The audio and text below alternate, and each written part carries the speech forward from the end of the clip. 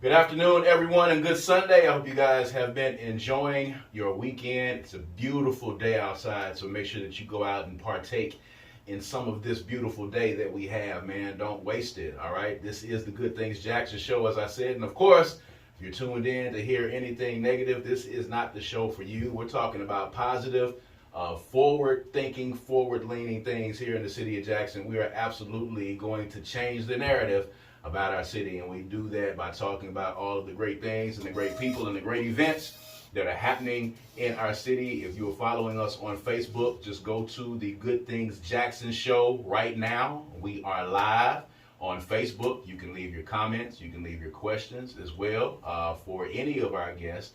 And later on in the program, my beautiful bride is going to be joining us, and we're going to be talking about the Love and Life panel. It's that time of the year again, so we're getting ready to start that panel and have it going on. So she's going to be talking about that. But before we do that, we've also got some very, very fantastic guests joining us in this first segment. They've got some great things that are going on for the city of Jackson. All of these things going on, incidentally, on April 22nd. As a matter of fact, every event that you'll be hearing about today is going on April 22nd, so you'll be able to partake in all of these things. So first up, joining us, talking about a great event that's going to be happening in Smith Park. For all of you lovers of theater out there, Mr. Emil Wilson is joining us. What's going on, brother? Man, happy to be here with you, guys. Good, man. I'm glad you texted me about this event, and I saw the flyer, and I think I saw a few pics of people. I think maybe you guys were rehearsing in Smith Park, and those were posted.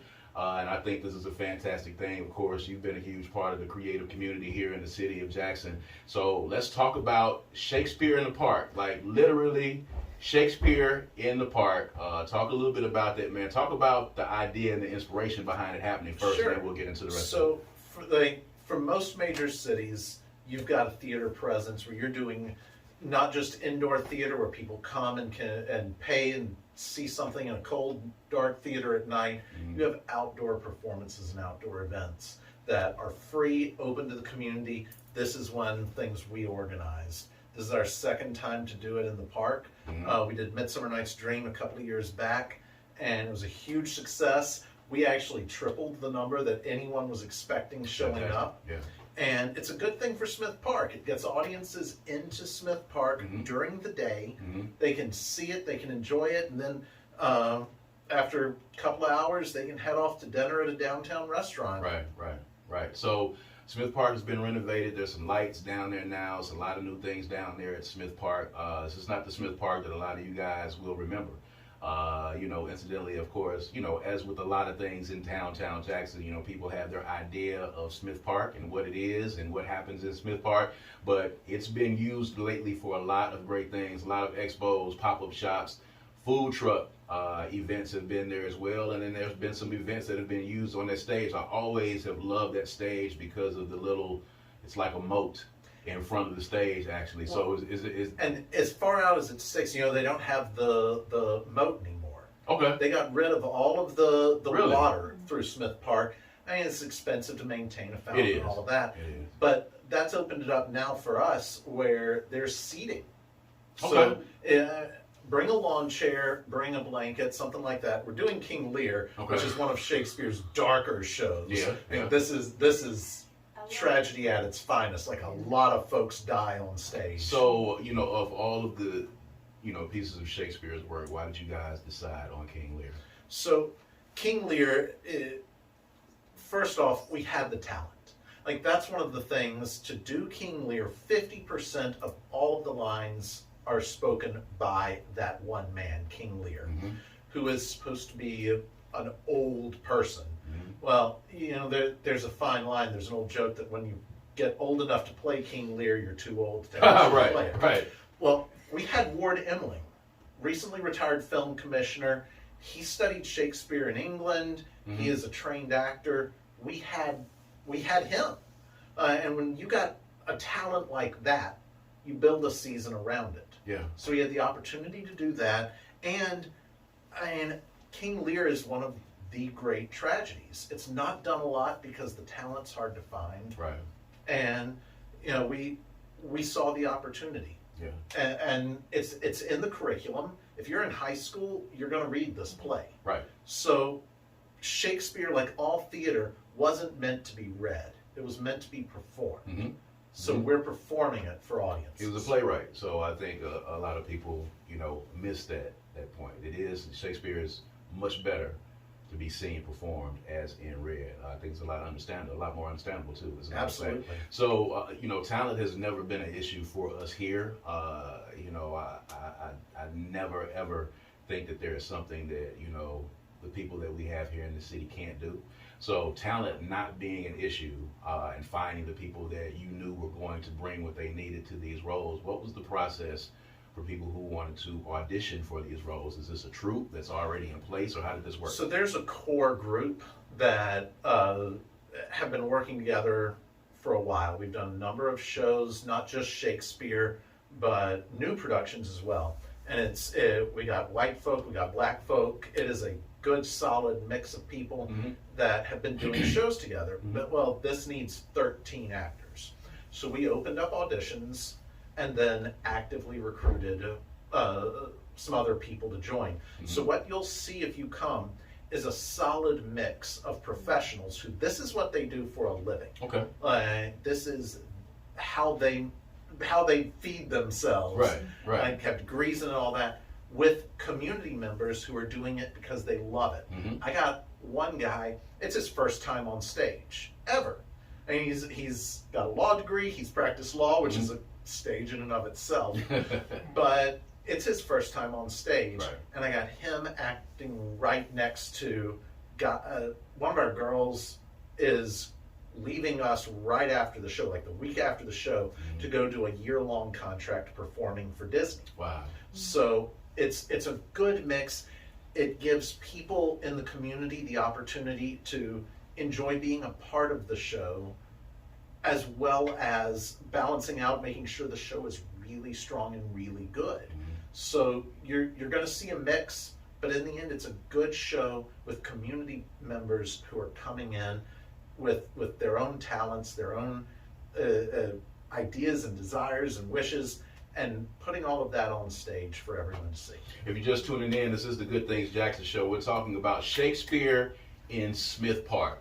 For those of you who have always longed to be able to see some good theater in the city, I know a lot of you, frequent New Stage, and that's fantastic. But I think this gives you an opportunity to be able to see theater done in a forum that allows for everyone to be able to pull up and see some Shakespeare. Now, what is your role particularly? Are you performing in the piece, or are you directing? Thankfully, no. Okay. I'm directing.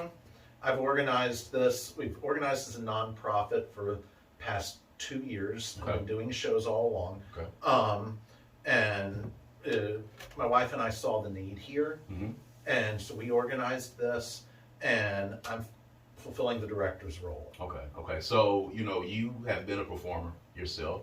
You have been in several different productions here in the city. What have you found has been the difference between you performing in some of these presentations and now kind of putting this together and bringing the people together and directing it? So a lot of it, when you're directing, you're making stone soup. So especially on a low budget, especially in Jackson, we have a good creative class, but it can often be transient. Where one of my favorite actors to work with was unavailable because he got pulled into a show in Memphis. Jackson's a hub where people live and get pulled into Memphis, New Orleans, right? So it can be hard to assemble specifically sometimes. Well, as the director, that's what you're doing, is you're organizing it. And I come from a directing school that is very collaborative. It's not a top-down approach. It is, herding the cattle, so to speak. And often more herding than the cats. And so everybody's bringing an idea. It's a group of peers. You're just the peer on the outside, helping to shape and make sure everyone's collaborating in the best way possible. Right. So for people that are interested, and I think this is a very good narrative to paint for the city because there's so many talented people here in our creative class. If there's someone that's listening to you right now that's a fan of Shakespeare, of course, our other guest was in here and she was saying how much, she enjoyed King Lear as one of her favorite pieces. But if there are other people that want to get involved and did not know that you guys exist and they want the opportunity to audition and they want the opportunity to kind of be a part of what it is that you're doing, how can they do that? Follow us on Facebook. Okay. Right now, Facebook and Instagram are major ways that we get information out about auditions. We have email lists, things like that. You can email Amile, AMILE.Wilson at msshakes.org, or just follow us on Facebook. It's the Mississippi Shakespeare Festival. Now, what can people expect on Saturday and Sunday? Of course, first of all, what's the weather contingency plan in the event that there might be inclement weather? Sure. So the show is April 22nd at 5 p.m. and April 23rd at 2:30. So in both instances, we will have security, we will have police presence, we'll also be done, and you can be on your way before dark. So we've made sure to make everyone as comfortable as possible. Bring a lawn chair, bring something to sit on. Yeah. If there is a weather contingency, which right now it looks like we're safe, but if there is a weather contingency, we're inviting everyone back to our rehearsal space, which is the Collage Arts Center off High Street. The old antique mall behind Cowboy Maloney. Gotcha. I'll give you those southern directions. The old antique mall. Because I tell you, I forget the name of that street that goes behind it, but I know it goes behind the Taco Bell and it goes by the Cowboy Maloney, so I know how to get back there. 806 Larson Street. And a very generous donor donated that to a friend of ours to turn into an art center. And man, we've had ballet classes there.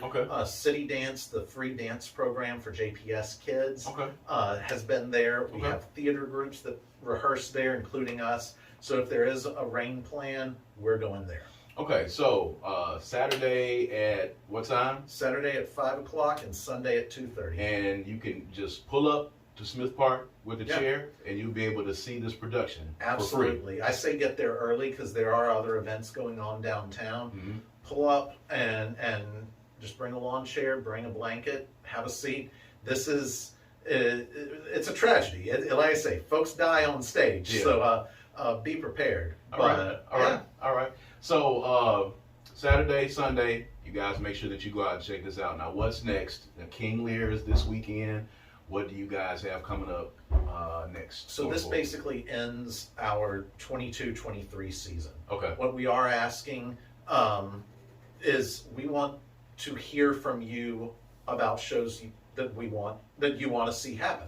We've got a few that we're trying to work up and see cast availability and see what we can do for our Shakespeare in the Park. But our indoor performances, our main stage theater shows at Collage, we're still building that season. So if there's something there that you want to perform, if you've got original work, we do open mic nights. For readings of original work, things like that. Now talk about that. Now, sure. A lot of people would be interested in that. Talk about that a little bit. Awesome. So we host a No Shame Theater Night, which is an open mic nights. There are rules. The only rules has to be 5 minutes or less. Must be original work to be shared. Don't break anything that includes yourself, your audience, or the law. Those are the rules. And that's it. And there's no shame, so that means that you're in a room full of people that are going to be very accepting of whatever it is that you're doing. Exactly. Everyone's there to support each other, support the creative vision of just artists getting together and experimenting, because that's the thing. You can't just build something and it's perfect. You've got to refine and revise, and the only way to do that is in a room full of people, and you can get audience feedback and no, maybe this works, maybe this didn't work. Even knowing something didn't work is still a success. There you go. So once again, give them the contact information. Absolutely. You can follow us online on Facebook and Instagram. It's Mississippi Shakespeare Festival. Or you can email Amile, AMILE.Wilson at msshakes.org. Here it is. Shakespeare in the Park, ladies and gentlemen, this Saturday and Sunday. you can see an amazing production of King Lear right in Smith Park, absolutely free. All you have to do is just pull up, bring your lawn chairs, and you will be able to take in some theater in Jackson, Mississippi. All right, there's a lot of talent in this city, and there's a lot of fantastic people in the creative community like Emil who are making things happen. So, Emil, we appreciate you for being Thank here. you, guys. Good luck on your event. Of course, glad to have you back anytime that you're doing something, man. Definitely Absolutely. let us know. Now, Appreciate you. in the studio with us right now, we've got some other people from our creative community that are doing their part to bring some entertainment, bring some education, and bring some great things to our community. So, shout out to all those 833 folk out there, man, representing Lanier. We're going to talk about Dawgchella here for a second, and I have Miriam Gray, and I got my man, the OG. I got Batman Albert Donaldson in the building. Thank y'all for being here. Thank you for having us, We Kyle. appreciate it. So, tell us about Dawgchella. I know about Coachella, so tell me about Dawgchella. Tell me what this event is about.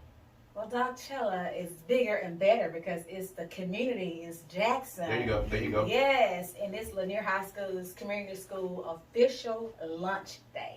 Okay. Yeah, so it's citywide. We want everybody to be there, and Lanier and the community and their supporters are going to shine bright as they lunch themselves as an official community school. So kind of explain the energy and the inspiration behind this event. You're talking about launching a community school, so a lot of people might not know what that's about. So talk about the organization first of all. Talk about what this launching of the school, because you know the near folks are like, we've already been here. We're not launching anything. We've been here already. Right, So right, you know, right, so right. you know, we know how the 833 folks get out there, man. Right, but right. talk about what this school lunch is and what it means and what the organization is. Yeah, school lunch is like, it's a soft opening up to letting people know that it's about to turn to a community school. Right. Now, are they with it? Are they not? It's questions to be asked. That's the day you can ask, because there's going to be city officials out there. There's going to be entertainment out there. There's going to be a venue of stuff that's going on out there. Mhm. But in all we want people to do is stop and ask those questions, those Right. important questions.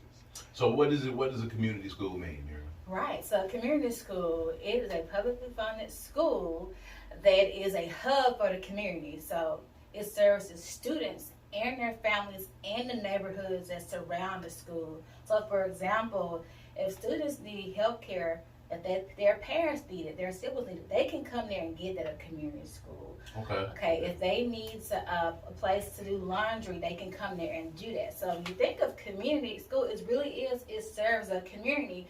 But a community school is successful when other business leaders come in and support it, when nonprofits come in and support it, when just local people who are able, who have the resources and connections support the school, it's a community school. So a community school for Lanier, it'd be different from a community school somewhere else because it depends upon what the people and their families and the children need in the community. But the key word is community. Everyone is involved making it work, and people are deciding what they need. And just imagine it. After school, the school closed, but it open to the community. Okay. And you got the gym open, you got people in the gym. So literally, Lanier, you will have access. The people in the community will have access to Lanier all day. Is it 24 hours or what's the time frame? It just depends, right? Okay. And so coming out Saturday, that's a great question to ask, right? When we talk to JPS, when we talk to the city, and we talk to partners involved. Yes, and keep in mind, because it is a lunch, it's also going to be a work in progress based upon what the community and the students say they need and based upon what they want.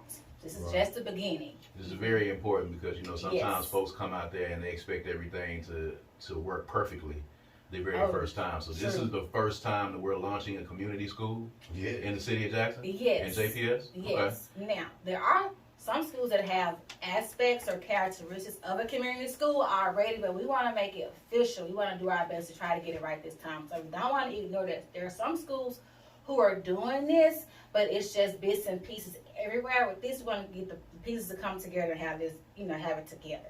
So everybody else in JPS is going to be asking, why does Lanier get to be a community school first? That's what Right. they want to know. Right. Somebody got to be first. Somebody has to be you're right. first. You're right. If you see it work here, then we could possibly do it somewhere else. And again, it won't be just as one model. The great thing about a community school is if you say it works here, then when we go to this next place, they're gonna let it work and function the way they need it to. Okay. Right. So I hear you said laundry. I think you said. That's one example. Okay. So I never in my history have I known you to be able to go to your school to do laundry. So I mean that's something that I thought was particularly interesting, and not just laundry per se, Right. but having access to the school. Do you have to be a student? Do you have to have a child that is at Lanier for you to be able to access this? If these things are going to be available, how does that work? Yes, you have to be a student. Of course, you got to be a student, but you also have to be. Oh, you need to be a parent. Community. Parent of the yeah, student. Okay, it's that's for part the of the community. So, like, if it's a community school, it says what it is. You feel me? And the thing that we're trying to do is like at Dawgchella, is trying to set a platform for people to ask these questions. Okay. It's just not for entertainment. Okay. It's for be knowledgeable about what we're doing and why we're doing it, and why it's going to help the neighborhood. If it's not going to help the neighborhood, let's kick it out. If it is, let's keep it. Okay. Now, talk about some of the things that people can expect at Dawgchella. You're talking about them being able to come and ask questions, but there also is an entertainment piece to this as well. So, Yes. talk about what's going to be happening, the time frame. This is on April 22nd. So, there's a lot of stuff going on April 22nd. So, talk about the time frame, and when people pull up, by the Lanier area in front of the school, what can they expect to see? What can they expect to have happen? Right, so we'll be there from 11 a.m. until 4 p.m. When I say it's going to be great, we have a team summit, we have a parent summit, a community summit, and entertainment is an important piece because who does not love the arts? Who doesn't love that, right? That brings people together, and thank you for helping with that too. We're going to have some amazing talent. Students are going to be there local. That's the key thing. Yes, students are going to be performing. The key thing is the students. The students that participate so far as they doing a fashion show. Okay. And we'll do the fashion show so good that it's gonna last the whole time while we're doing the entertainment. Okay. Sort of like you see on TV, we can do it right here in the hood. You know what I mean? So we're gonna be creative with it and have fun with it at the same time. Right. So now I'm assuming both of y'all, are affiliated with Lanier. Went to Lanier. I didn't. My whole family did. I'm the only one that didn't go to Lanier. You're the only one that did. Yeah. Do they ever get on you about that, man? Because I know it's rough, man. It's rough. Look, I'm the only It's one. rough when them 833 folks get out there, man. Go there. I'm a dog, man. Yeah. I'm a real dog. That's right. So, I mean, Batman, I'm talking about, what you have been doing in the community lately, and how you've been contributing to the community. Everyone, most people out here that's in our generation know who you are. Right. And you're out here doing some fantastic things in the community now. Just talk about, what you feel, your responsibility is now, and, why you felt it was necessary to even get involved with Dawgchella, because you're the only one in your family that didn't go. So now you're participating in something that, is going to help promote 833. But, talk about why you felt it was important for you to be a part of this event. Well, why I felt it was important because I'm from the neighborhood. I grew up in the neighborhood. I'm, born and raised in Georgetown. I'm from Wood Street, but Wood Street it's not a community. Right. It's a street. It's a street. Yeah, right. You know what I'm saying? Right. And a lot of us need to know they're from Wood Street, but at the same time, I made a decision to do the right thing when I first started doing anything like this here. So everything negative I don't want around, and everything positive I want around. That's right. So when I got involved with Dawgchella, it was a positive thing, and that's what I want to connect my name to. Right. I want to connect my name to nothing negative, no more, period. Right. So I stay away from the negative stuff, and I'm on the positive tip. That's good. So if it help the community, I can help the community. My thing is to hand back to the kids what I can give. Right. I was gone 10 or 15 years in prison. Yeah. And that's a gap, and I'm there to say, hey, look, I did this, I did that. Look at my blueprint. It didn't work so well for me, but I'm here to tell you this. That's important. And some people ain't there. So it's important for me to get this message out through Dawgchella about the community and about the community school and why is it helping us and why is it not. Yeah. Miriam, why did you get involved? Well, what was it about it that impressed upon you to get involved? I love Lanier. I've taught there from 2012 to 2019. Lanier was my home. Even when I left and started my nonprofit, I came back a few times to do some youth leadership sessions. And about 5 of the young ladies there are also a part of my mentorship cohort. Okay.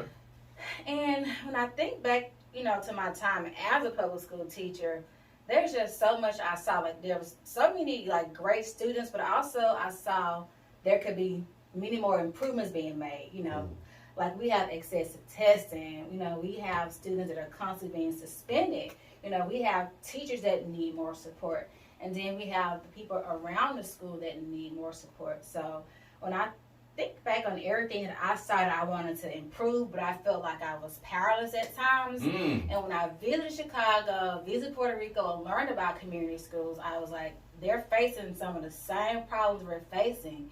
And the community schools there have served as a strong foundation to help resolve problems and help include everybody who wants to be included into, you know, solving these problems. Did you feel it was in the teacher role where you felt you're most helpless? At times I did, then at times I did not. Okay. You know, so when I did feel helpless, you know, it was like, okay, why are so many students getting suspended? Or how can I be better? What am I doing wrong, right? Or how can I be more engaged? And why do they have to take so many tests? Things, you know, that nature. And there were times. Questions we all asked when we were in school. We had to take so many tests. So in the role, now talk about your nonprofit a little bit. So, you know, you've been able to branch out and talk about your nonprofit and talk about what the aim of that is. Right, so it is Servant Leaders Institute, and so I think I must have been in high school in the Beta Club, and there was a T-shirt that said "Service to Leadership," and so that stuck with me, being like the Beta Club president. And so when I got older, I still love being in community. And you know, I've been up here since undergrad, but I would stay here in the summer as a kid, and so it's just always been a part of my life, service. So this year, I have my second leadership cohort of young ladies, middle school to high school, my second cohort. And we discuss school board policy. I support them in developing their leadership skills. And we also just discuss issues they care about, you know, whether it be like young girls and their health, young girls and their experience, or what's going on in the city and how it impacts them. When I'm not with the leadership cohort, I do what I call a literacy initiative, and where we give out banned books, you know, the books that are banned. And so that's really important to me. And last but not least, also we have something we call teacher support. And the biggest project with that was just going back to my hometown and giving out like teacher care kits. And so I'm hoping to just grow and expand. I need support. I appreciate anyone who supported me, who will support me. But it's really important to me, and I'm happy to represent SLI in supporting Lanier as well. That's good. So is there going to be food trucks out there? What else is going to be out there besides entertainment? There's going to be food trucks out there. It's going to be like, let me tell you about the fashion show. I just got to talk about it. Okay, go ahead. Because I'm excited to talk about it. Go ahead. They're going to be doing the runway walk. Then we're going to have like 2 students that they say they do hair. I want to see. We're going to try to give them some prizes and everything. We're going to get the first place. They're going to do the hair. It's going to be all in one. All but you got Mr. and Mrs. Lynn, they're going to be there. Okay. They're going to be kind of like commentating. They're going to commentate that whole thing. All we're going to do is advise and supervise and be there to do like That's it. You letting the young people. Right. Because like when I did a Chance and Trust, that's my foundation. Right. So like when I started the Chance and Trust, like I said, I started on a positive level. I ended up getting connected with PLI, Parent Leadership Institution. Okay. So once I got connected with that kind of like, I was already moving, but it kind of gave me a lane.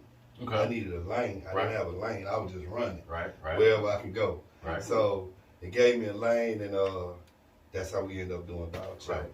So once again, give everybody the information, the time, give them the end of the street there that they can come to, so they'll know exactly where they're going. You know where the barricades is at, where they'll be able to park at, and then give them the contact information if they want any more information on Dawgchella. All right. Well, you know, Saturday, April 22nd, 11 a.m. to 4 p.m., 833 Maple Street. And when you come, like, you'll see where you need to be.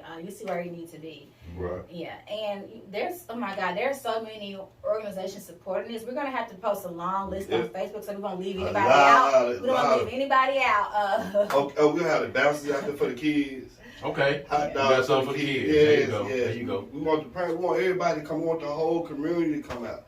I'm going to be out probably this week knocking on doors, giving flyers away, explaining like I'm talking on the radio, doing the footwork to it so people can understand. Don't Don't shy away from this. This is Yeah, where you please this is come where you make your citywide. stand at. Yes. Find out about your neighborhood. This is where you make your stand at in your Right. community, Right. and it starts with each one of us in our community Absolutely. doing our part, and being involved with our kids. I think that's a very important thing. And you start by figuring out a way to connect your community with the schools. I think this is a great idea, and I hope that it's an idea that JPS tries to take and uses Yes. for all the schools, especially the schools that are located, smack dab in the middle of the Middle of the communities. neighborhood, right? Like Lanier is. I think Right. it's a very good thing. Miriam Gray, Batman Albert Donaldson, thank y'all for joining us. Of course, man, make sure April 22nd at 11 a.m. Y'all go down to Lanier, man, and check out Dawgchella.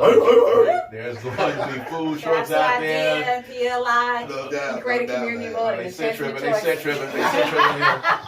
It's gonna be going down, man. Make sure you go check out Dawgchella. Entertainment is gonna be there all day.